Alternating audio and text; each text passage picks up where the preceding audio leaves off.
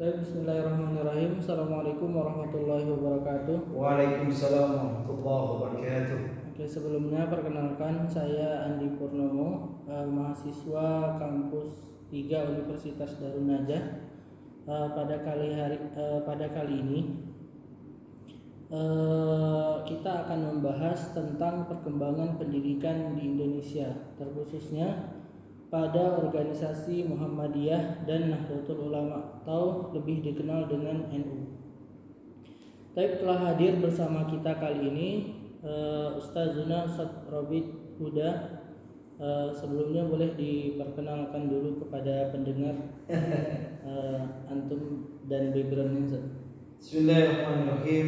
Terima kasih Ustaz Andi. Assalamualaikum warahmatullahi wabarakatuh. Waalaikumsalam warahmatullahi wabarakatuh. Nama saya Robit Huda.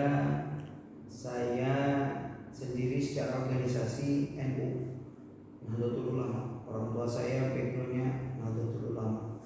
Cuman mereka berdua tidak Nahdlatul Ulama yang fanatik, yang menganggap NU Nahdlatul Ulama tidak pernah salah.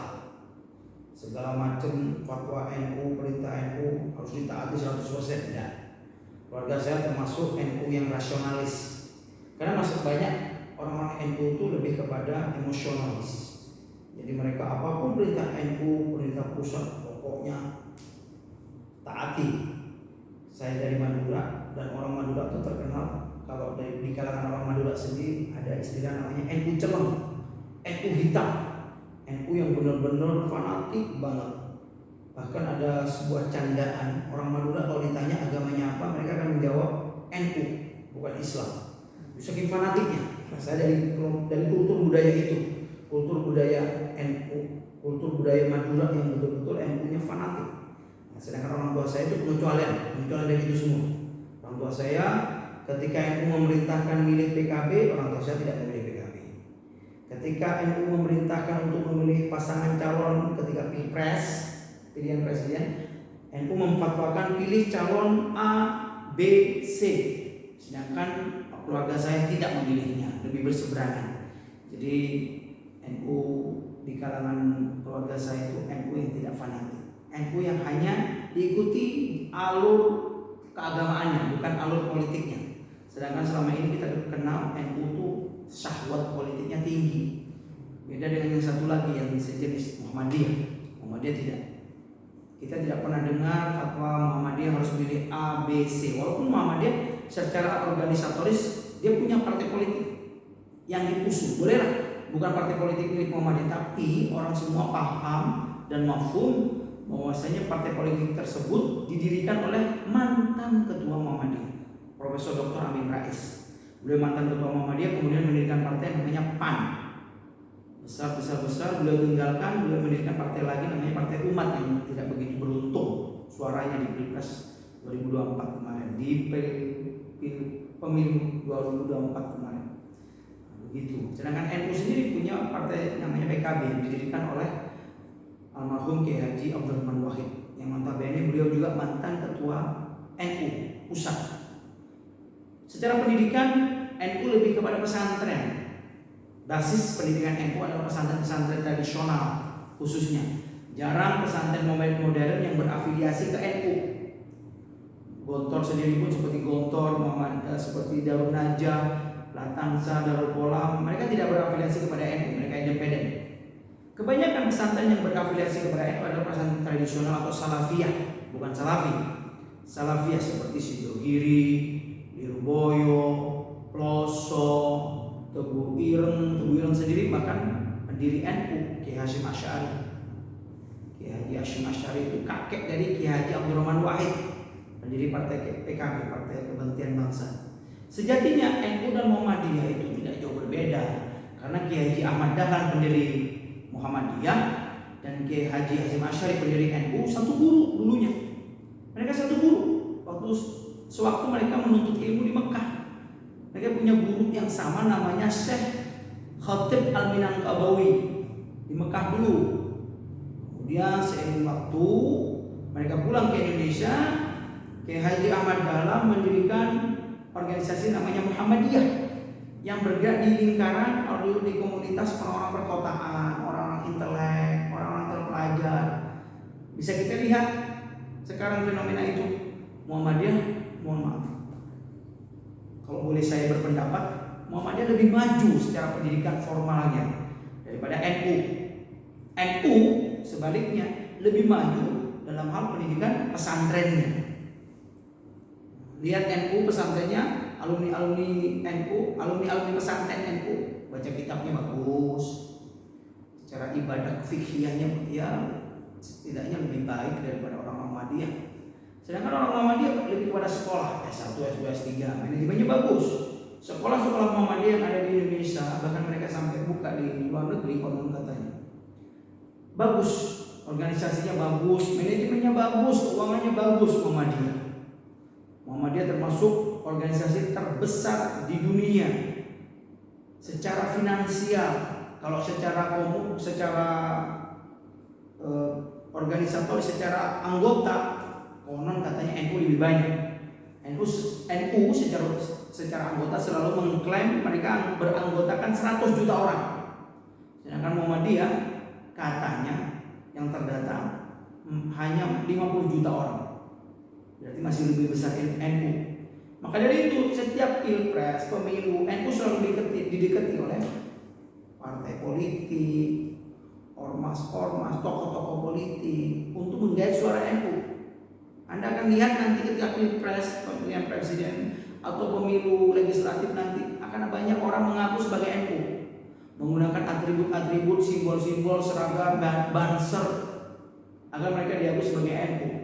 Berharap umat NU, Nahdiyin yang kita sebut dengan Nahdiyin, memilih mereka. Gitu.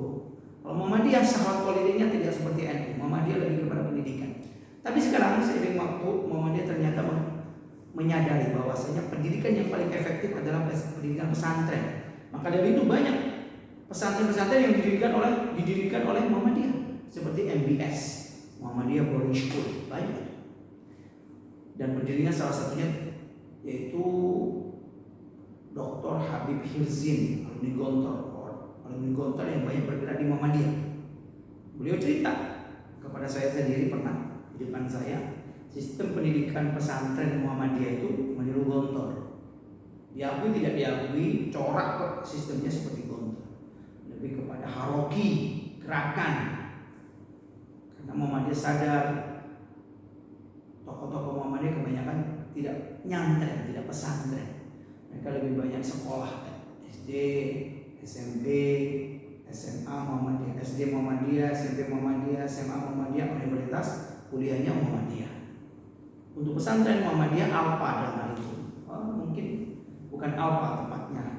Mereka tidak memiliki konsentrasi lebih terhadap pesantren. Tapi setelah beberapa waktu mereka mulai sadar bahwasanya memang tafakuh fiddin untuk memperdalam ilmu agama adalah tidak lain tidak bukan harus didirikan pesantren.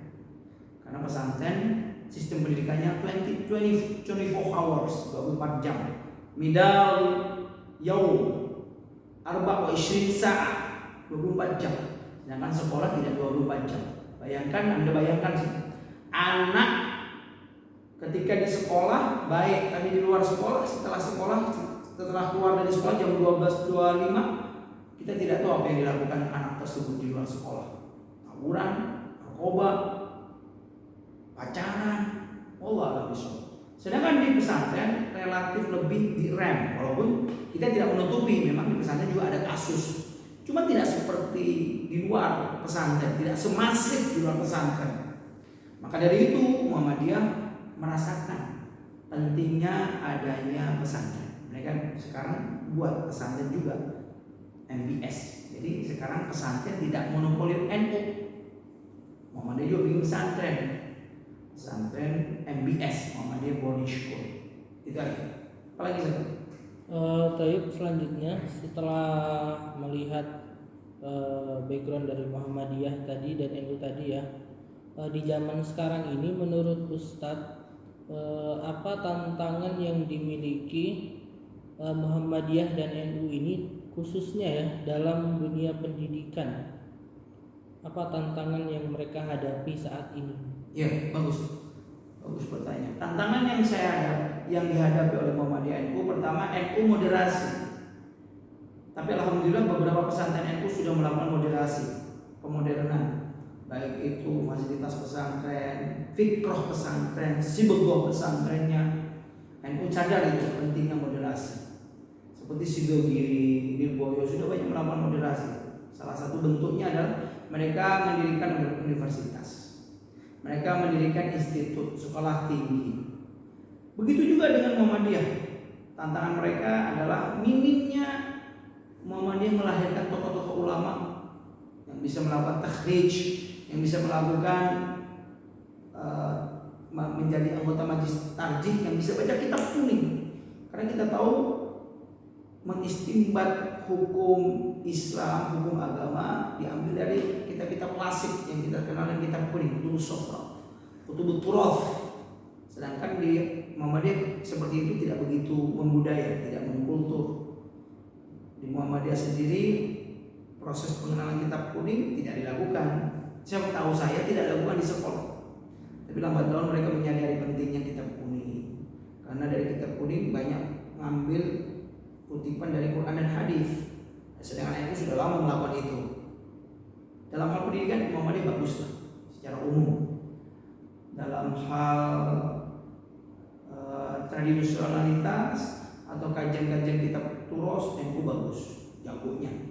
Baik pesantren-pesantren NU terkenal dalam hal kajian kitab kuning seperti Sidogiri, Lirboyo, Ploso, Al-Fatah Temboro, mana lagi banyak pesantren-pesantren besar salafiyah tradisional.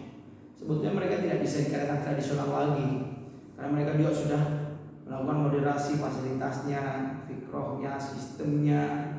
Buktinya mereka sudah banyak fasilitas komputer juga menggunakan. Bukan tradisional seperti itu. Tepatnya salafiyah, pesantren salafiyah, pesantren yang mengikuti mereka salafus saleh. Muhammadiyah juga tidak mau ketinggalan dalam dunia pesantren. Ketika saya berkunjung ke teman yang mengajar di MBS Muhammadiyah Boarding School di daerah Ciseeng, namanya Ustaz Asep, ya dia cerita kenapa Muhammadiyah mendirikan pesantren. Karena Muhammadiyah tahu banyak tokoh-tokoh Muhammadiyah yang mengalami kesulitan melakukan istinbat hukum dari kitab-kitab klasik yang ditulis oleh ulama-ulama terdahulu. Maka dari itu mereka mendirikan pesantren. Itu semoga Allah semoga saya tidak Baik. Selanjutnya setelah melihat keadaan NU dan Muhammadiyah saat ini, menurut antum akan seperti apa Muhammadiyah dan NU ke depannya? Apakah akan terus berkembang di pendidikan Indonesia atau malah mungkin akan jauh seperti antum sebutkan tadi ke dunia politik masuk gitu ya? Bagus. Bagaimana pandangan antum? Kedepannya saya yakin di internal NU dan internal Muhammadiyah akan selalu melakukan perbaikan. Karena di internal NU sendiri ada slogan al-muhafadzatu ala qadimis salih wal akhdhu bil jadidil aslah. Itu selalu didengungkan di pesantren NU. Saya yakin akan melakukan itu. Tidak ada satupun tokoh-tokoh besar di kalangan NU, tokoh-tokoh besar di kalangan Muhammadiyah yang berpikir NU dan Muhammadiyah akan tenggelam dengan zaman. Mereka pasti akan melakukan perubahan-perubahan yang sesuai dengan zamannya agar mereka tetap eksis di masyarakat, tetap eksis di negara Indonesia, dan pastinya mendapat ridho Allah. NU sekarang sudah banyak melakukan perbaikan sistem pendidikannya. Salah satunya NU sudah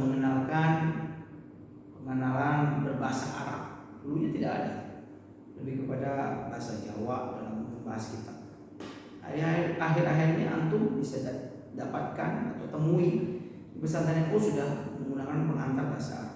Itu sebuah progresivitas bagus, sangat maju. Di Muhammadiyah juga pastinya Muhammadiyah lebih progresif karena universitas besar banyak didirikan oleh Muhammadiyah. Ada Universitas Malang, Universitas Muhammadiyah Malang itu besar. Ada Universitas Muhammadiyah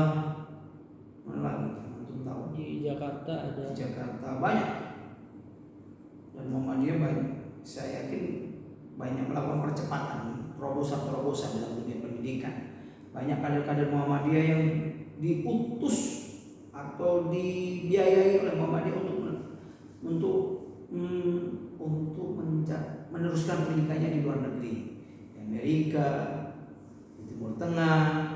Itu bukti bahwasanya Muhammadiyah sadar akan pentingnya kaderisasi dan mereka tidak mau tertinggal. Tidak ada satupun di antara kita pun tidak ada keinginan untuk membuat lembaga kita, organisasi kita mundur. Pasti semua berpikir bagaimana organisasi kita, lembaga pendidikan kita yang kita ada di dalamnya itu akan terus maju. Baik, sebelum terakhir mungkin ada pesan untuk generasi muda sekarang. Gimana caranya kita atau mereka bisa ikut berkontribusi dalam memajukan pendidikan Islam? Ya, bagus. Ya, salah satunya untuk berkontribusi untuk pendidikan Islam yaitu memperdalam ilmu kita. Tidak cukup hanya dengan S1, tapi harus S2, S3, setinggi mungkin mencari ilmu. Sampai batas mana ilmu itu dicari. Kalau dalam dunia akademis sampai profesor, kemudian mengajar. Karena kalau tidak diajarkan, cuma disimpan, ya akhirnya percuma. Itu salah satu bentuk kontribusi ya mengajar. Seperti perintah Kiai Haji Imam Besar Qasyim, mendidik gontor, kalau ta'allumi at-ta'lim, sebaik-baik belajar adalah mengajar.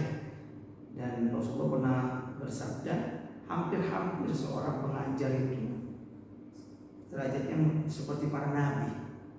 Dan dalam mahfudzat yang dikatakan oleh Ibnu Mubarak, kana al-muallim ayyakuna nabiyyan, kana al-muallim ayyakuna nabiyyan.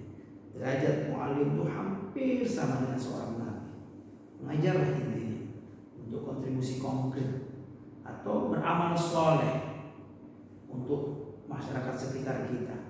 Karena keberlangsungan agama Islam tidak terlepas dari mengajar.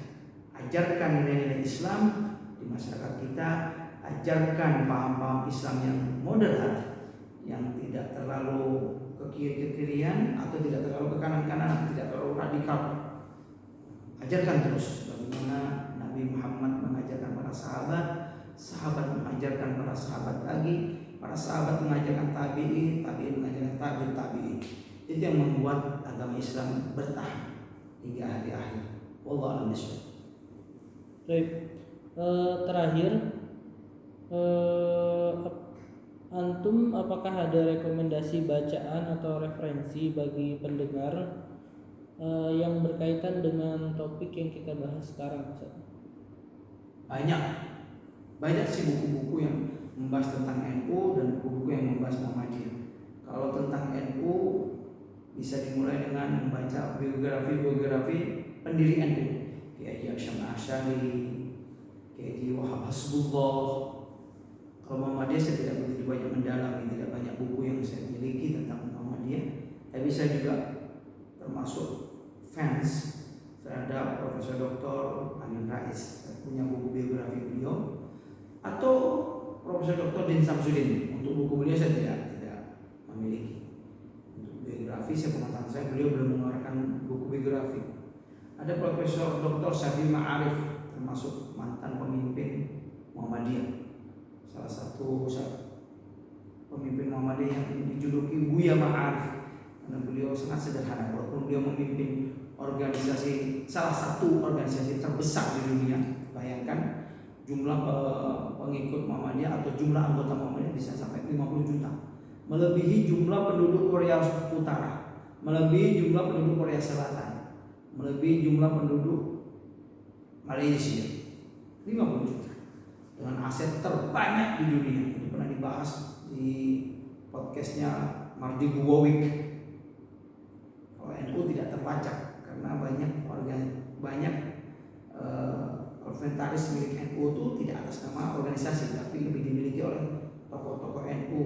Seperti Lirboyo bukan milik NU, tapi mereka berafiliasi kepada NU. Asetnya milik pemimpin Lirboyo, Kiai Lirboyo, pengasuh Lirboyo. Seperti Sidogiri, mereka berafiliasi dengan NU tapi asetnya bukan milik NU. Itu lebih cair kalau NU. Kira itu. Oke. Terima kasih sebelumnya Ustaz. Mohon maaf mengganggu waktunya, menyita waktunya. Terima kasih banyak. Assalamualaikum warahmatullahi wabarakatuh. Waalaikumsalam warahmatullahi wabarakatuh.